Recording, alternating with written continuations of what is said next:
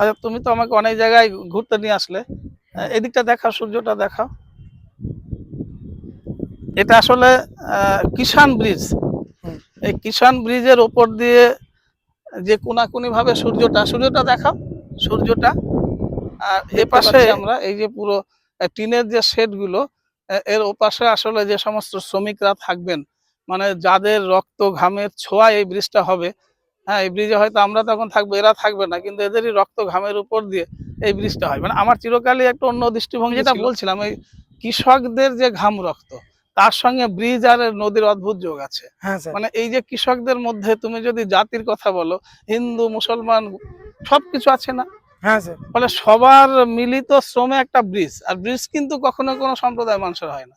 কিন্তু রাজনীতিটা যখন হবে, তখন দেখবে কি অদ্ভুত হবে, জাতিতে জাতিতে হয়ে যায়। আর নদীর কথা ভাবো, এই নদীর জল যে আসছে, বয়ে আসছে, বা এই যে বালি, এই বালির কথা বলো, এই বালি নিয়েই কিন্তু ওই ঠাকুর ঘরও হয়, পুজোর ঘরে হচ্ছে, মন্দিরও হচ্ছে, মসজিদও হচ্ছে। মানে কোথায় এই যে একদম, আমি বলছি যে এই খুব সাধারণ ভাবনাটা জায়গা থেকে তুমি যাও, যদি যাও, তাহলে কিন্তু তুমি বুঝতে পারবে যে প্রত্যেকের সঙ্গে প্রত্যেকের এমন একটা অদ্ভুত ভাবে আমরা উন্নীত, যেটার মধ্যে কোনো তুমি আর আমি যে অপর পর, এটা ভাবাই যাবে না, তাই না? এই যে আমার আমার তোমার লালন মনে পড়ে যায়, আমি চিরকালই লালন ভক্ত।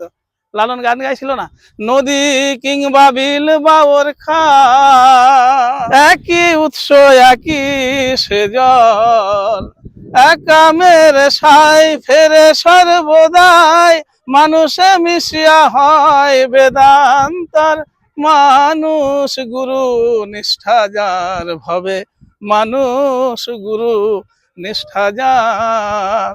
উনি একটা কথাই বলেছিলেন, আমাদের মধ্যে কিন্তু তথাকথিত পিএইচডি ডক্টরেট বা এরকম কিছু নয়, কিন্তু উনি বললেন নদী বিল সব জল কিন্তু একই রকম, একই একই উৎস আসছে একই জায়গা থেকে। হ্যাঁ স্যার। সেরকম গোটা পৃথিবীর যত মানুষ, প্রত্যেকে আমরা প্রত্যেকের সংস্পর্শে সমৃদ্ধ। তুমি ভাবো, এই ব্রিজ দিয়ে কি খ্রিস্টান, হিন্দু, মুসলমানের পীর বাবা, ব্রাহ্মণরা যাবে না? যাই তো। কিন্তু এই ব্রিজটা তৈরি করেছিল যারা, সেখানে কিন্তু একটা হিন্দু সম্প্রদায়ের মানুষ নয়, একটা মুসলিম সম্প্রদায়ের মানুষ নয়। হ্যাঁ। কি অদ্ভুত না? তাহলে এইটা বুঝতে পারলে তো হয়ে গেল। হ্যাঁ, তা আর একটা কি বলছিলে তুমি, এই নদী, এটা কি নদী? এটা স্যার দামোদর। হ্যাঁ, দামোদর নদীর কোনো কিছু মনে পড়ছে না তোমার? হ্যাঁ স্যার, বিদ্যাসাগর এই নদী একবার ভরাভর জলে ভর্তি, সেই সময় কিন্তু সাঁতরে এখন তো পেরিয়েছিল। জল নেই। না স্যার, এখন তো বর্ষাকাল আসেনি না। বর্ষা এলে প্রচুর জলে পুরো ভরে যায় এটা। আর বিশেষ করে এখন এই যে আমাদের অনেক ড্যাম, ব্যারেজ এইগুলো হয়ে যাওয়ার ফলে আর এই নদীতে সব সময় জল থাকে না। ফলে এইটা অনেকে বলে কিংবদন্তি, কারণ ভরা নদী সাঁতরে এত বিস্তীর্ণ এলাকা পার হওয়া সম্ভব না। আমার যেটা মনে হয়েছে, আমার চিরকালে যে লৌকিক একটা জায়গা, লৌকিক জায়গাটা কিংবদন্তি আসে সত্য থেকে, অধিকতর সত্য পরবর্তীতে রূপান্তরিত হয় কিংবদন্তি। কিংবদন্তি মানে বহুকাল ধরে চলে আসা যে সত্য। হ্যাঁ, কারণ অর্থাৎ মায়ের প্রতি যার যে টান, এই টানের রূপক অর্থ এটা। অর্থাৎ মা যদি ডাকেন সন্তানের সঙ্গে, তার নারীর এত টান, যে এরকম মানে তুফান সমৃদ্ধ কোনো নদী, কোনো বাধাই তার কাছে বাধা মানে না। স্যার, ওই যেটা আমরা ঝড়কে আমি করবো মিতে, ডরবো না তার বুক, একদম রবীন্দ্রনাথের সেই। রবীন্দ্রনাথের সেটা। মানে এই রূপক বা প্রতীকের ভেতর দিয়ে যদি আমরা যাই, তাহলে মিটে গেল মায়ের ডাকে। হ্যাঁ, তা তুমি আমাকে গোলাপ বাগ দেখালে, গোলাপ বাগের ইতিহাসটা জানলে। আমাদের একটা পত্রিকা আছে, আমরা পত্রিকায় চেষ্টা করবো এটাকে কাট করে যদি দেওয়া যায় অনেক মানুষকে দেওয়ার জন্য। তবে স্যার আরেকটা কি, এই যে বালি এই উত্তোলনের আচ্ছা ফলে, আচ্ছা, হ্যাঁ দেখাও, এই দেখুন কিরকম বালি উত্তোলন করে রাখছে। এর ফলে কি হচ্ছে, অনেক ছেলেরা যারা জানে না, তারা হয়তো দামোদরে এসে একটু স্নান করতে যাচ্ছে, ফলে ওই বালির খাদে পড়ে গেলে আর কিছু করার, অনেকেই প্রাণ হারাচ্ছে এখন। তার মানে তুমি বলতে চাইছো এই যে বালির সরকার একটা, এটাকে জুম করা যাবে? একটু দেখো, জুম হয়, হাত দাও। হ্যাঁ স্যার, জুম হবে। আসছে বালির কাছেটা, অনেকটা এসছে। আর তার মানে ওই বালির দিকে দেখাও তুমি, এই যে বালি, একটু অদ্ভুত হবে, দেখো বালিটার ওই পাশে একটা চূড়ো দেখা যাচ্ছে, মন্দির। হ্যাঁ হ্যাঁ স্যার। এই বালি, একটু আগে যেটা বলছিলাম, এই বালি দিয়েই কিন্তু তৈরি ওই চূড়োটা। তাহলে মন্দির যেখানে ভক্তির কথা বলে, চেতনার কথা বলে, তার পাশে বালি, তুমি যেটা বললে, কিন্তু প্রাণ কেড়ে নেয়। কেমন? কারণ এই ডাই করা বালি আসলে কোথায় ছিল, তুমি জলটা দেখাও, গর্ভগৃহ থেকে যে মুহূর্তে আমি বালি তুললাম, তাহলে যেখান থেকে তুললাম ওটা তো ডিপ হয়ে গেল। অথচ তারই পাশে এই যে মানুষগুলো হেঁটে, এরা কিন্তু জলের মধ্যে স্নান করছে না, জল করো তুমি। তাহলে এই যে হাঁটু জলে স্নান করছে, তাহলে যে মানুষটা ধরো হাঁটু জল স্নান করতে করতে একটুখানি পরে সে কি করে যাবে আমার ডুব জল। হুম। তাহলে তো যারা বালু তুললেন তারা কিন্তু তার চারপাশে কোথাও কোথাও লিখে দেয়নি বা পরীক্ষার বেড়া দিয়ে দেয়নি যে এখানে বিপদসংকুল। আমরা কি করছি, সাময়িক কিছু আর্থিক লোভে, অর্থের লোভে আমরা এই দূরদর্শিতায় ভুলে যাচ্ছি যে তাতে কারোর প্রাণ গেল, তাই না? এইটা কিন্তু দরকার ছিল না। আমাদের যে পত্রিকা, আমাদের যে চেতনা, আমরা এই কথাটি বারবার বিভিন্ন রকম ভাবে বলবার চেষ্টা করছি। আর বর্ধমান বর্ধিষ্ণু অঞ্চল, তুমি আমাকে নিশ্চয়ই সেই সময় জায়গায় নিয়ে যাবে, কারণ মধ্যযুগের যে সমস্ত সাহিত্যিকরা, সেই সাহিত্যিকের প্রায় 70 থেকে 80% যারা এই বর্ধিষ্ণু অঞ্চলে জন্ম। যে তুমি বলছিলে যে বর্ধমান নামটা নিয়েও অনেক ব্যাপার আছে, এটা বর্ধিষ্ণু অঞ্চল থেকে বর্ধমান নাকি বেড়ে ওঠা বা চাষবাস হতো, নাকি এই দামোদরের বর্ধিত অঞ্চল একটা প্রান্তীয় জায়গা হলো, এটা নিয়ে অনেক বিতর্ক মতামত এসব থাকতেই পারে। এটাই খনন করে, এটাই গবেষণা। ঠিক আছে, চলো আমাদের শুভবুদ্ধি হোক, আমরা বালির খাদান করি কিন্তু মানুষের জীবন না নিয়ে যেন, এটাই প্রার্থনা করি। আমরা লালনের বিশ্বাস করি, মানুষ বিশ্বাস করি। চলো, এটা ইউনিভার্সিটির ক্যাম্পাস।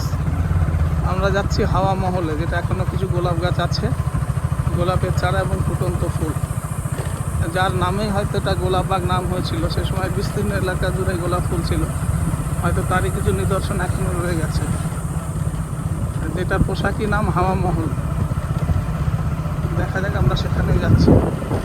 আমার এক ছাত্র আছে সঙ্গে। ডিপার্টমেন্ট, বাংলা ডিপার্টমেন্টের আশেপাশে নাকি? হ্যাঁ, বাংলা ডিপার্টমেন্ট আছে। আচ্ছা, এই দুটি রাস্তাটা একটাই আমরা। এবার এখানে রাজা, এই যে ডিপার্টমেন্ট।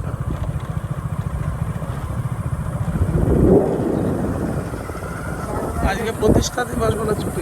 এটা হিন্দি পরে, এটা কম্পোজিট বিল্ডিং।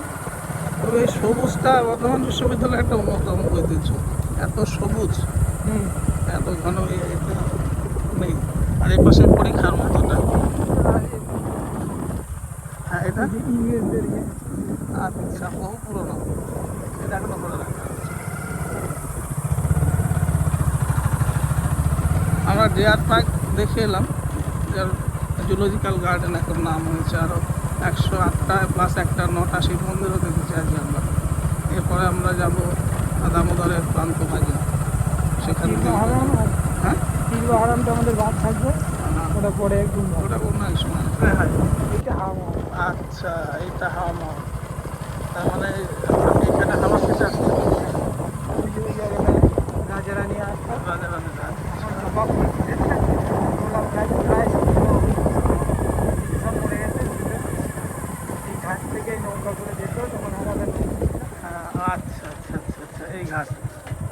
বাহ, এই যে গোলাপ গাছগুলো এখন মরে মরে অবস্থা। কোনটা? ওরকম মরে গেছে এখন, মরে রয়েছে। শীতকালে প্রচুর ফোটে। এটা হাওয়া মহল। ওইখানটা জুম করুন, দেখুন কিছু বোঝা যেতে পারে। ও আসলে হ্যাঁ হ্যাঁ, এই ছোটো ছোটো গাছগুলো এরকমই। এখন তো এই নদটা অন্যরকম হয়েছে, তখন এই নদী বেয়ে ওরা ওখানে যেত, আর চারিপাশটা একটা পরিখার।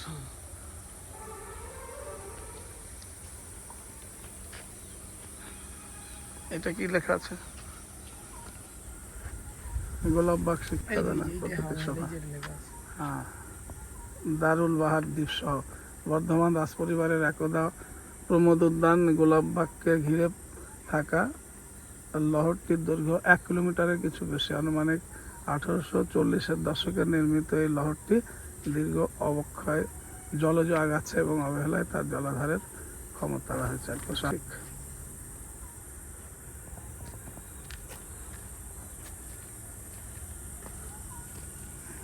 ইউজি সেন্টার, একটা মার্কেট।